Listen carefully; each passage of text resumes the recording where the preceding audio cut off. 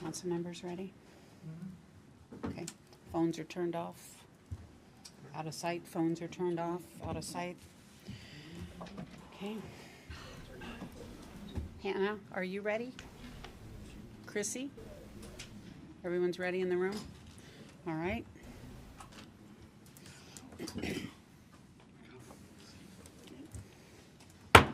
Good evening. We will call the Auburn City Council meeting for April 4th, 2022 to order. For public participation, the Auburn City Council meeting will be held in person and virtually. At this time, if you would please rise and join me in the Pledge of Allegiance. I pledge allegiance to the flag of the United States of America and to the republic for which it stands, one nation, under God, indivisible, with liberty and justice for all. Thank you. Please be seated. And Hannah, will you please call roll? Deputy Mayor Jayraj. Excused. Councilmember Baggett. Here. Councilmember Baldwin. Excused. Councilmember Brown. Excused. Councilmember Malinga. Here. Councilmember Stearns. Here. Councilmember Trout Manuel.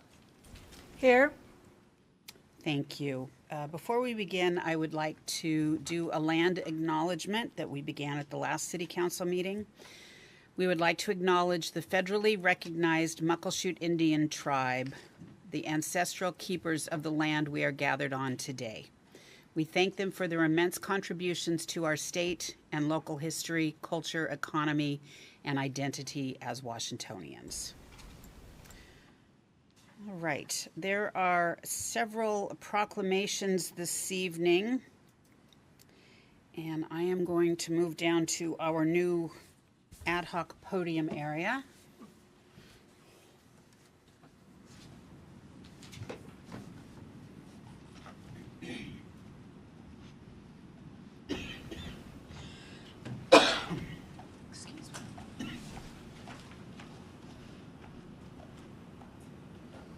For the first one, for Sexual Assault Awareness Month, I would like to invite Karen Cope from King County Sexual Assault Resource Center up to join me.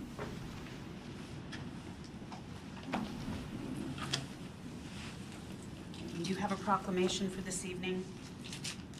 Whereas in Washington State, 45% of women and 22% of men report having experienced sexual violence in their lifetime. And whereas transgender and gender non-binary people are at even greater risk. 29% of the survivors who were supported by community sexual assault organizations statewide identified as Black, Indigenous, and people of color in 2019. And of those identifying ethnicity, 21% identified as Latinx, Hispanic. And whereas rape is among the most underreported crime for many reasons, including victims' fear of being disbelieved or further traumatized within the legal system. Additional barriers such as language, immigration status, gender bias, and systemic racism further oppress and silence victims. And whereas individual and community impacts of sexual violence are rooted in and compounded by racism, sexism, heterosexism, and other forms of oppression. Black, Indigenous, and other people of color, people living in poverty, LGBTQ+ people, elders, people with disability, and other people targeted by oppression are disproportionately affected by sexual violence in significant and complex ways. And whereas sexual violence exists on a continuum of behavior, and includes racist, sexist, transphobic, homophobic, ableist, or other hate speech. This ranges from rape jokes to verbal harassment to threats of rape and assault. Harassing comments and behaviors that take place online can and do traumatize victims, and their impacts should not be minimized. And whereas 41% of Americans have been personally subjected to harassing behavior online, and people from historically oppressed groups are more likely to experience online harassment, mirroring inequities we see elsewhere in society. And whereas working together as a community, we can alleviate the trauma of sexual violence by ensuring supportive resources are available to all survivors while standing up to and actively disrupting harmful attitudes and behaviors that contribute to sexual violence. Now, therefore, I, Nancy Backus, Mayor of the City of Auburn, do hereby proclaim, excuse me, I swallowed some water a little while ago and I swallowed wrong. Proclaim April 2022 as Sexual Assault Awareness Month in the City of Auburn and urge all citizens to join advocates in communities throughout King County in taking action to prevent sexual violence by standing with survivors. Together, we commit to a safer future for all children, young people, adults, and families in our community, dated this 4th day of April 2022. If you'd like to say a few words. Yes. So my name is Karen Cloak, and I'm a parent educator and family service specialist. I live here in Auburn, and I'm here tonight to represent King County Sexual Assault Resource Centre. I'm here to accept the Sexual Assault Awareness Month proclamation, and on behalf of our non-profit, want to thank you all for being part of the solution to ending sexual violence. KSAC served over 5,000 people in 2021. This is a 23% increase over the number we supported just 5 years ago. Almost half of our clients are teens and children, and studies indicate that young people are the most vulnerable to sexual violence. Amid a pandemic, survivors and their families faced even more complex challenges. For example, as legal cases dragged on, our advocates have provided more safety planning, emotional support, and whatever else it takes to help survivors remain engaged in their own or their child's therapy or legal case. The focus of Sexual Assault Awareness Month this year is building safer spaces online. As more of us went online to work, learn, and socialize, abusive behavior has escalated in those virtual spaces that inflict real harm. Whether that's the sharing of images without consent, online harassment and bullying, Zoom bombing, and more. Young people are particularly vulnerable, and during this month of awareness, we're encouraging parents and caregivers to have conversations with the young people in our lives about healthy communication and relationships, and to take it seriously if they see or hear their child experiencing these online. We just want to thank you for your leadership and willingness to be part of ending sexual violence and to be loud and to give victims a voice. We can't change what we can't talk about. So by talking about sexual violence, we send an important message to survivors. You're not alone, and your story matters, and we believe you. Thank you. Thank you very much, and thank you for being here with us tonight and for the work that you do and King County Sexual Assault Resource Center and all of the other organizations who work so hard for the victims of sexual assault. Thank you. Thank you. All right, the next proclamation this evening is for National Public Safety Telecommunicators Week. Whereas emergencies can occur at any time that require police, fire, or emergency medical services, and whereas an emergency occurs, the prompt response of police officers, firefighters, and EMS providers is critical to the protection of life and preservation of property. And whereas the safety of our police officers, EMS providers, firefighters, and specialty team members depend upon the quality of accuracy of information obtained from citizens who call the Valleycom 911 Emergency Center. And whereas the City of Auburn is served by Valley Communications Center 911, known as Valleycom 911, and whose public safety telecommunicators, PSTs, handle over 616,000 phone calls and over 472,000 dispatchable calls for a service year. Valleycom 911 PSTs are highly trained professionals who work under a uniquely stressful environment. Valleycom 911 PSTs are the first of the first responders, providing life-saving pre-arrival instructions, triage, mediation, de-escalation, and the calm presence on the phone and radio that is focused on both responder and public safety. And whereas the 911 Saves Act, a bipartisan bill to reclassify 911 PSTs to protective service occupations, is still gaining supporters, and 4 more congresspersons have signed on in the last few days. H.R. 2351 currently has 115 co-sponsors, and we anticipate that that will continue to grow. Whereas recognizing our 911 PSTs for the critical role in emergency response cannot and should not wait for the passage of the 911 Saves Act, and believes that these local actions will help support and further similar legislation that 911 PSTs deserve. And whereas on April 1st, Governor Inslee proudly signed Substitute Senate Bill 5555, which in addition to requiring a certification process for 911 telecommunicators, this bill also declares 911 PSTs as first responders. This doesn't change the retirement or benefits, but it does acknowledge the importance of the profession. And now, therefore, I, Nancy Backus, Mayor of the City of Auburn, do hereby declare the week of April 10th through 16th, 2022 as National Public Safety Telecommunications Week in the City of Auburn, and in honor of our public safety telecommunicators whose diligence and professionalism keep our city and residents safe, dated this 4th day of April, 2022. A huge thank you goes out to all of those PSTs who work at Valleycom and keep our first responders safe. Next, we have National Sick Day and National Heritage Month, Sick Heritage Month. Whereas the City of Auburn recognizes and acknowledges the holiest sick holiday, Vaisakhi, on April 14th as National Sick Day and the month of April 2022 as National Sikh Heritage Month.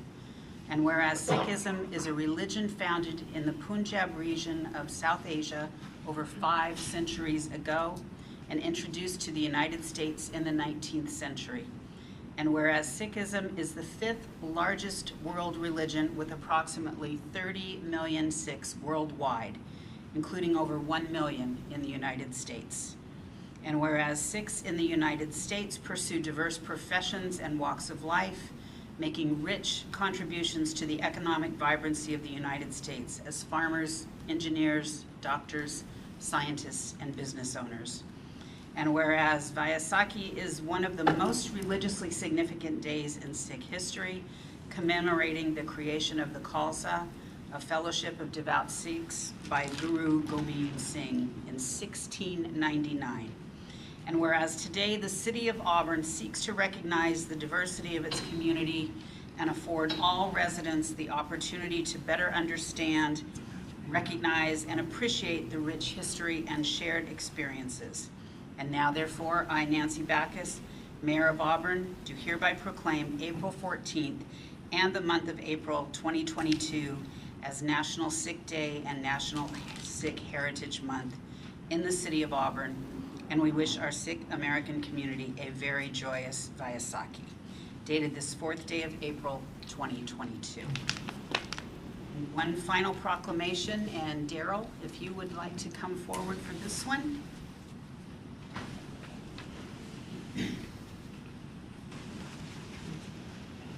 No, this is for Arbor Day. Whereas in 1872, J. Sterling Morton proposed to the Nebraska Board of Agriculture that a special day be set aside for the planting of trees. And whereas the holiday, called Arbor Day, was first observed with the planting of more than 1 million trees in Nebraska. And whereas Arbor Day is now observed throughout the nation and the world. And whereas trees can reduce the erosion of our precious topsoil by wind and water, lower our heating and cooling costs, moderate the temperature, clean the air, produce life-giving oxygen, and provide habitat for wildlife. And whereas trees are a renewable resource, giving us paper, wood for our homes, fuel for our fires, and wherever they are planted, a resource of joy, beauty, and spiritual renewal. And whereas members of the Auburn Garden Club statewide Washington Community Forestry Council, Department of Natural Resources, and the Auburn Urban Tree Board will join city officials and Auburn Parks, Arts, and Recreation Department employees in planting a tulip tree. I have not heard of a tulip tree in Lescove Park at 10 a.m. Thursday, April 19th, 2022, in honor of Arbor Day. And now, therefore, I, Nancy Backus, Mayor of the City of Auburn, do hereby proclaim April 19th, 2022 as Arbor Day in the City of Auburn, and urge our community members to celebrate Arbor Day by supporting efforts to plant and protect trees and woodland areas for the well-being of our community for this and future generations, dated this 4th day of April, 2022. Thank you, Mayor.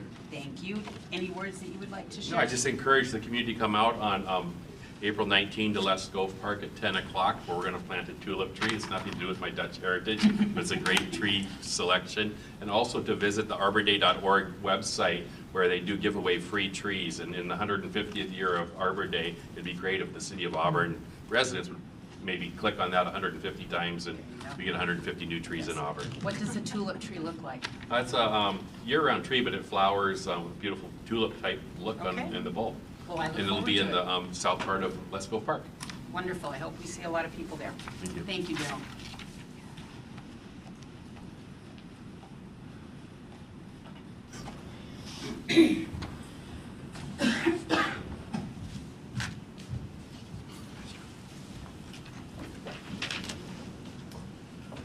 All right. There was a lot of proclamations today. We will move on to appointments. First this evening, we have reappointments to boards and commissions. The City Council to reappoint Mike Harbin to the Transportation Advisory Board to serve a new 3-year term expiring December 31st, 2024. Do we have a motion? Councilmember Trout Manuel. I'd like to make a motion To, to re-elect Michael Harbin right. to the Transportation Advisory Board. Thank you. Apologize. thank you. Do we have a second? Councilmember Baggett. I'll second that, Your Honor. Thank you. Councilmember Trout Manuel, would you like to make any comments, or would you just prefer to move on to the Just a vote? brief one, that we always enjoy having people come back and re-sign up. We really enjoy all of them that take part on these committees. It's hard work, but thank you anyways. Thank you. Council, any questions or comments? All right. All those in favor of the reappointment of Mike Harbin to the Transportation Advisory Board, please say aye. Aye. All opposed, please say no. Motion passes unanimously. Next, Junior City Council appointment. City Council to confirm the appointment of Savannah Lewick to the Junior City Council for a 2-year term to expire August 31st, 2023. Do we have a motion? Do we have a motion? Councilmember Baggett? I move to approve this reappointment, or this appointment to the Junior City Council. Thank you. Do we have a second? Councilmember Stearns? I'll second. Thank you. Councilmember Baggett, did you have any comments you'd like to make? Well, I think we've reviewed all of her qualifications, and I think Savannah will be an excellent contributor to our Junior City Council. Thank you. Questions or comments from council? All right. All those in favor of the appointment of Savannah Lewick to the Junior City Council, please say aye. Aye. All opposed, please say no. Motion passes unanimously. Hannah, do we have any agenda modifications this evening? Yes, Your Honor. New business will be added to the agenda. Thank you. All right, we will move to audience participation. Excuse me. This is a place on the agenda where the public is invited to speak to the City Council on any issue. The public can participate in person or submit written comment in advance of the scheduled meeting. The public can provide comments in person or submit written comments in advance. Participants can submit written comments via mail, fax, or email. All written comments must be received prior to 5 p.m. on the day of the scheduled meeting and must be 350 words or less. If you are mailing comments, please mail them to City of Auburn, attention Sean Campbell, 25 West Main Street, Auburn, Washington, 98001. Please fax written comments to attention Sean Campbell, City Clerk, at 253-804-3116, or email written comments to publiccomment@auburnwa.gov.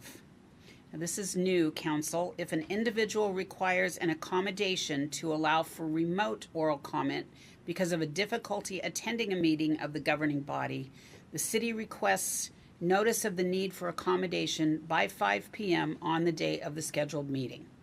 Participants can request an accommodation to be able to provide remote oral comment by contacting the city clerk's office in person, by phone at 253-931-3039, or email to publiccomment@auburnwa.gov. Is there anyone that would like to provide written or provide comment this evening? Please come forward, and it's at the podium in the middle. Please come forward, give your name and address for the record, and your comments will be limited to 3 minutes. Yeah, my name is Paul Smith, and here about the Veterans Memorial. Sir, we do need your address as well. So 12910 Southeast 240th Street, Kent, Washington, 98031. Thank you.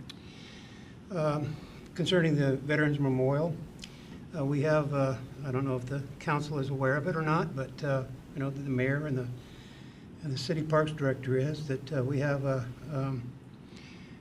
about 500 names that have totally disappeared in the memorial, and that's a no-fault situation due to power washing or due to weather or whatever. The names are gone.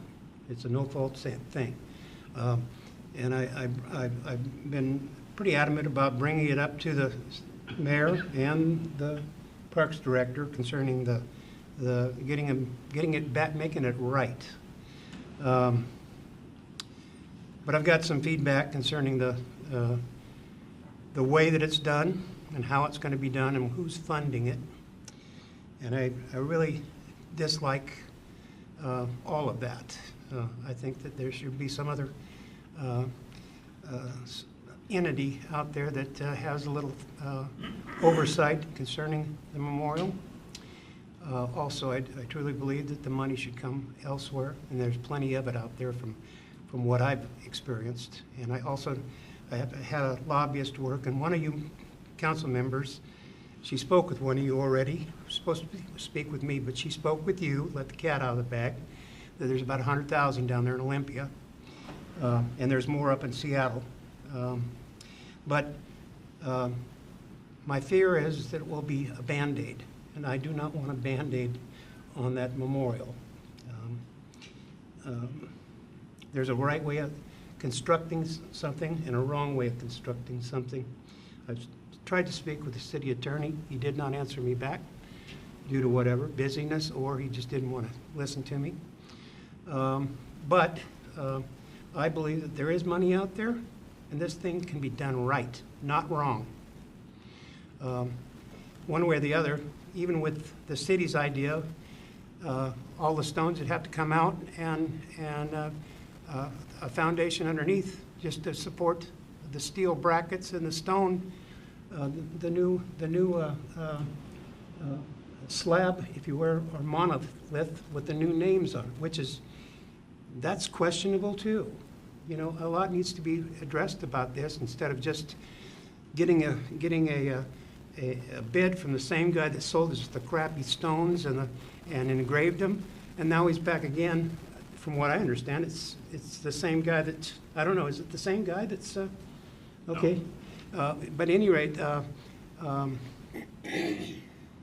something better needs to be done. And there's approximately, I'd say probably 500 names that have disappeared. That's very dishonorable for the city of Auburn, considering. Mr. Smith, I am going to need you to wrap up your comments. Yeah, that's enough.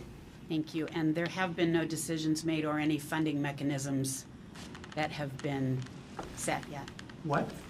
There have been no decisions made and no funding mechanisms have been dedicated at this point in No one has time. spoke to this council concerning lobbyists, concerning funds from Olympia? No.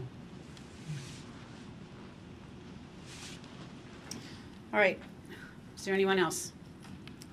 Please give your name and address for the record, and comments are limited to 3 minutes, please. Yes, that's Bob Zimmerman.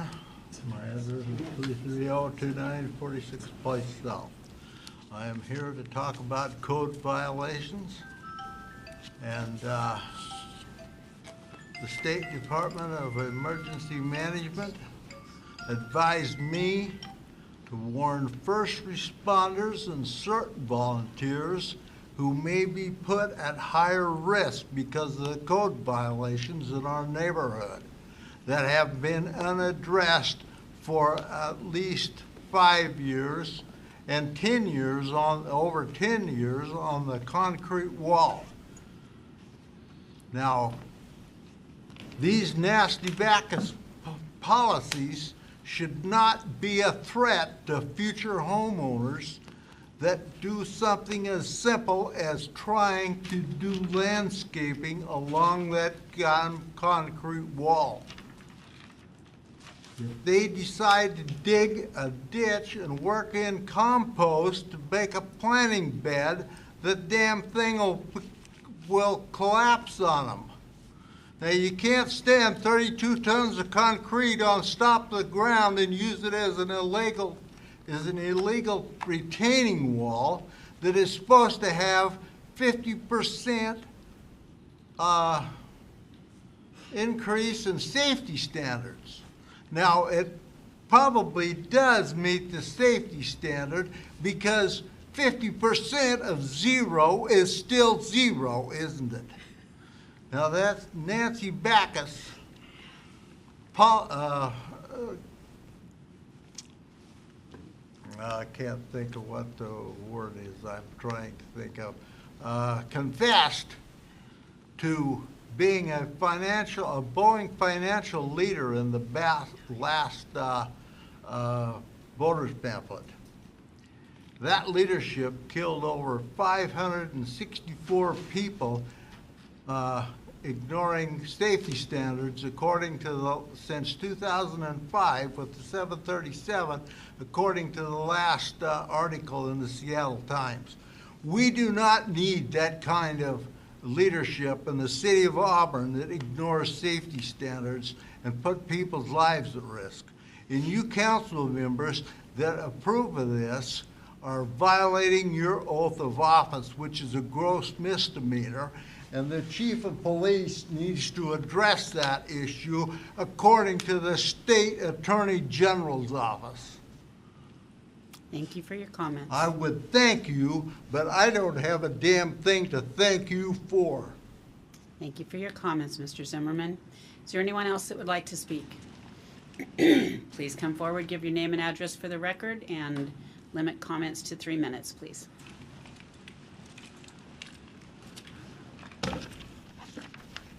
My former husband has a brick down there.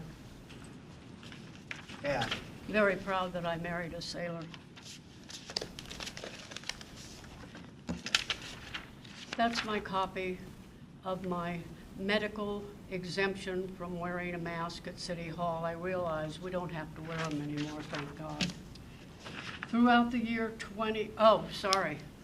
Virginia Haugen, 2503 R Street, Southeast, Auburn, Washington, 98002. If anybody'd like my phone number, I can give them that too. Throughout the year 2021, I was asked if I had been vaccinated to prevent coronavirus. When I appeared without a mask, though I eventually got a medical exemption that I filed with the City of Auburn Legal Department, I continued to feel harassed. Meantime, according to the Seattle Times, dated October 10th, 2021, 3 very large pharmaceutical companies were not making vaccines available to impoverished always have trouble with that one. Poor countries. Even though the U.S. government paid them millions, probably billions of dollars, people have finally stopped asking me if I've been vaccinated. Now they want to know if I've had a booster. I have a news photo of Governor Inslee at a rally opening Washington, that's what he called it, where he is greeting people without a mask. Sometime later, we were no longer completely open in Washington State, and I was threatened with arrest for not wearing a mask at a public meeting in this room.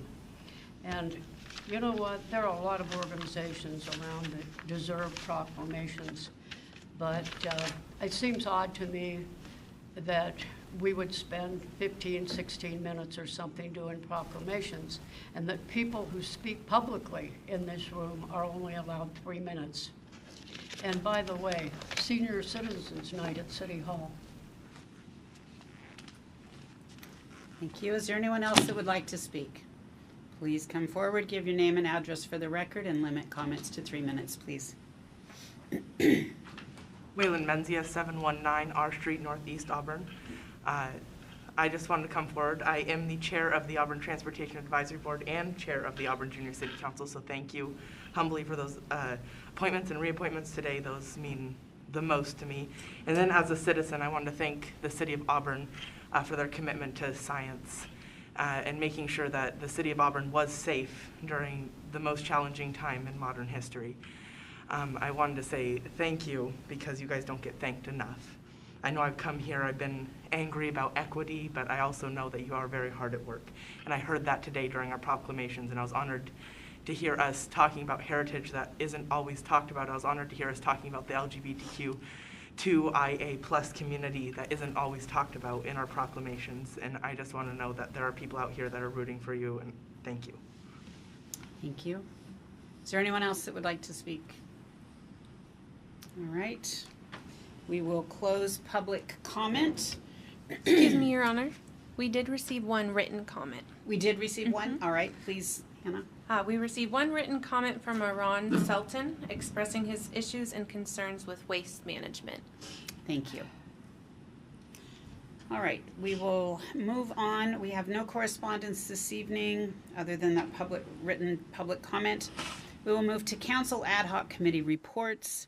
Council Ad Hoc Committee chairs may report on the status of their Ad Hoc Council Committee's progress on assigned tasks and may give their recommendation to the City Council, if any. We have currently 2 Ad Hoc Committees, the first being the Finance Ad Hoc Committee chaired by Councilmember Baggett. Thank you, Your Honor. The Council Ad Hoc Finance Committee, consisting of Councilmember Baldwin and myself, reviewed 35 pages of 2022 claims vouchers totaling approximately $6 million, dated April 4th, 2022. Committee also reviewed payroll vouchers for the period March 17th through March 30th, 2022, in the total amount of approximately $2.8 million.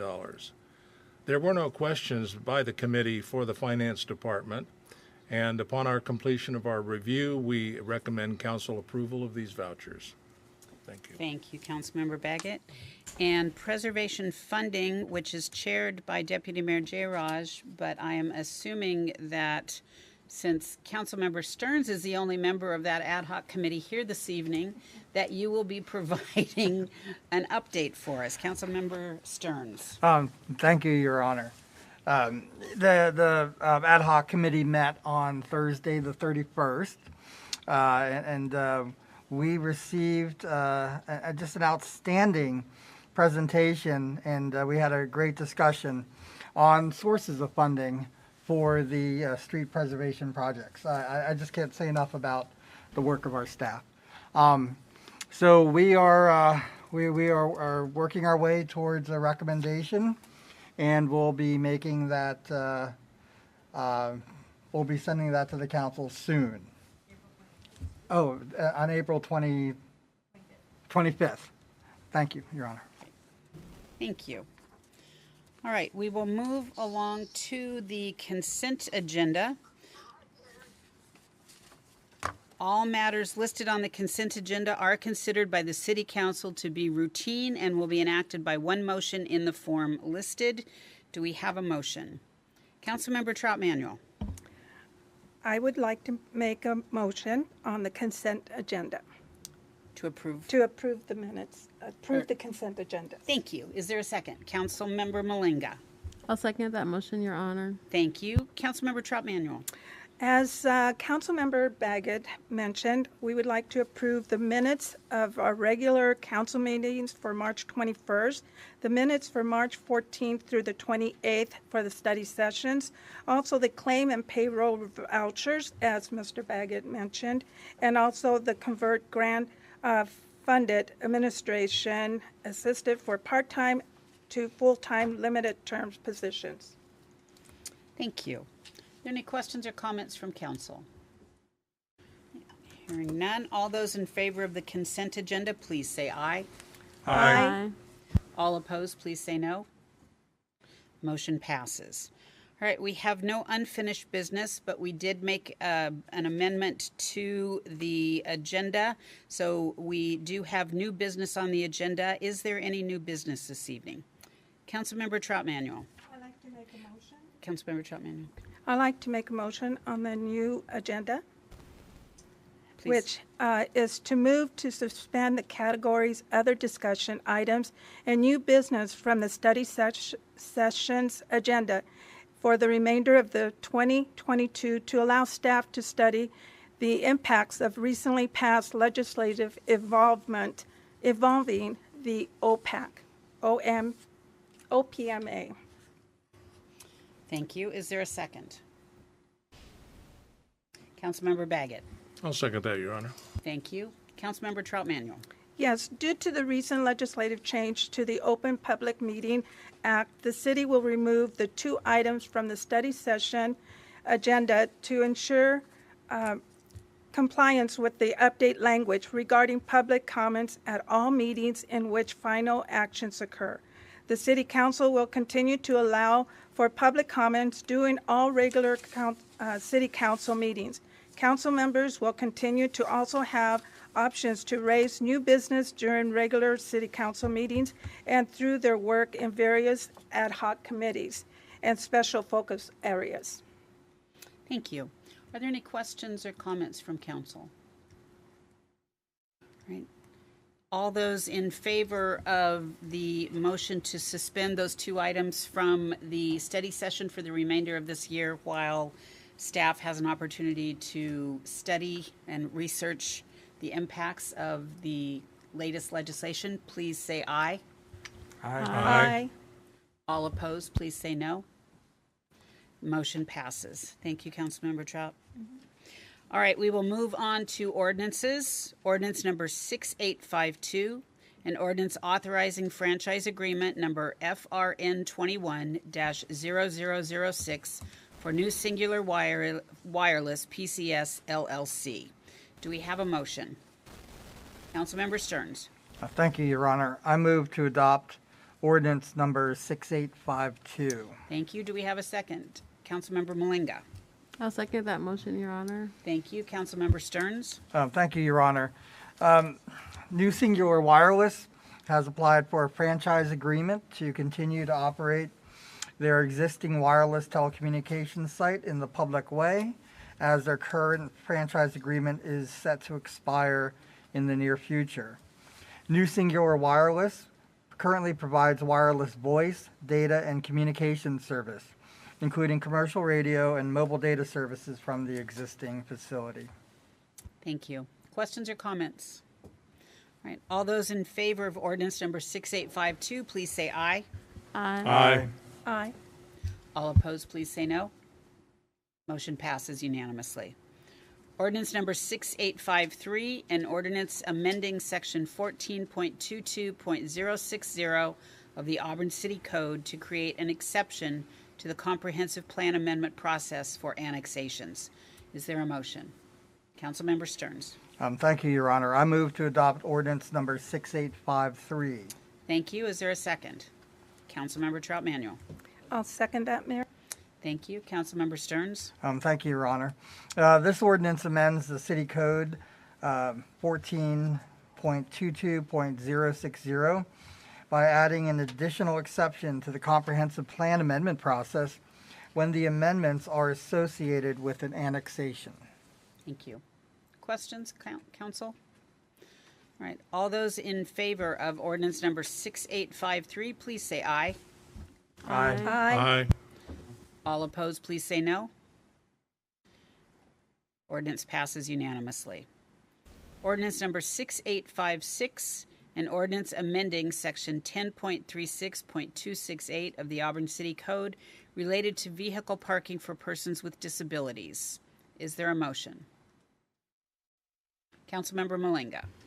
Your Honor, I move that we adopt ordinance number 6856. Thank you. Is there a second? Councilmember Trout Manuel. I'll second that, Mayor. Thank you. Councilmember Malinga. This ordinance will update the Auburn City Code to correct outdated language in the RCW references pertaining to vehicle parking for persons with disability. This ordinance will ensure that any issues, citations, and/or resulting vehicle impounds are based on solid legal authority. Thank you. Questions or comments? All those in favor of ordinance number 6856, please say aye. Aye. Aye. All opposed, please say no. Ordinance passes unanimously. We will move on to resolutions. Resolution number 5659, a resolution authorizing submission of a grant application to the Washington State Historical Society for grant funding for Phase 2 of the Auburn Arts and Culture Center. Do we have a motion? Councilmember Stearns.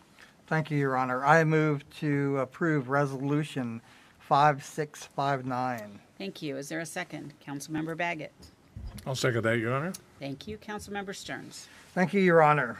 The resolution before us is to support a grant application to the Washington State Historical Society Heritage Capital Projects for renovations to the basement of the Auburn Arts and Culture Center. Thank you. Questions, comments? All those in favor of resolution number 5659, please say aye. Aye. Aye. All opposed, please say no. Motion passes unanimously. Resolution number 5660, a resolution authorizing the mayor to accept a grant award from the Washington Association of Sheriffs and Police Chiefs for behavioral health support and suicide prevention for law enforcement officers. Do we have a motion? Councilmember Trout Manuel. I'd like to make the motion for resolution number 5660. Thank you. Councilmember Malinga. I'd like to second that motion, Your Honor. Thank you. Councilmember Trout Manuel. This resolution will provide the City of Auburn a grant awarded for behavior health support and suicide prevention for the City of Auburn law enforcement officers. Thank you. Questions or comments? All those in favor of resolution number 5660, please say aye. Aye. All opposed, please say no. Motion passes unanimously. Resolution number 5657, a resolution authorizing the mayor to execute an agreement between the City of Auburn and King County Metro Transit Department relating to Safe Routes to Transit program capital improvements. Do we have a motion? Councilmember Stearns. Thank you, Your Honor. I move to adopt resolution number 5657. Thank you. Is there a second? Councilmember Baggett. I'll second that, Your Honor. Thank you. Councilmember Stearns. Thank you, Your Honor. This resolution authorizes an agreement between the city and King County Metro Transit so that Metro can provide funding to our city to construct pedestrian accessibility improvements at the intersection of Auburn Avenue and 2nd Street Northeast. Thank you. Questions, council? All right. All those in favor of resolution number 5657, please say aye. Aye. All opposed, please say no. Motion passes unanimously. We have finished the business of the city. We will move on to mayor and council member reports. At this time, the mayor and city council may report on significant items associated with their appointed positions on federal, state, regional, and local organizations. We will begin with tonight's Acting Deputy Mayor, Councilmember Trout Manuel. Thank you, Mayor. Yes, today I met with the Children and Youth Advisory Board. It was a work group because we're trying to develop a subcommittee for Best Stars for Kids. We got together as a group, there was 15 of us, and we brainstormed on what is the things that we would like to see in the future for Best Stars with Kids, with the Children, Youth, and Advisory Board. We got together and we came up with a few things, and a lot of them had to do with race equity and making sure that all the cities and towns are sharing what Best Stars for Kids is all about. And also revisiting the Youth Action Plan, which they came up with, and revise it to make it so that everybody's included in this. Getting the community all together and involved with all the different entities in our city. Also making sure that all the kids, that we use race equity lens for children birth to 24 years of age. And the next meeting we will review what we've come up with, and hopefully we will become a subcommittee of Best Stars for Kids. Thank you. Thank you. Councilmember Baggett. No report tonight, Your Honor. Thank you. Councilmember Stearns. Thank you, Your Honor. Two things. The first is Ryan 9, which we're a member of, notified us on Monday the 28th that President Biden had signed the Bipartisan Infrastructure Law, and that contains $220 million for construction of fish passage at the Howard Hanson Dam, which is up further up the Green River.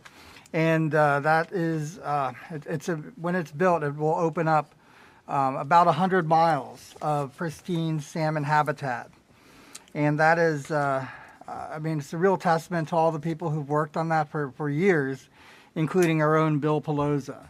So I just imagine that, you know, somewhere he's very happy and smiling about what this means for our salmon and for the people in Auburn.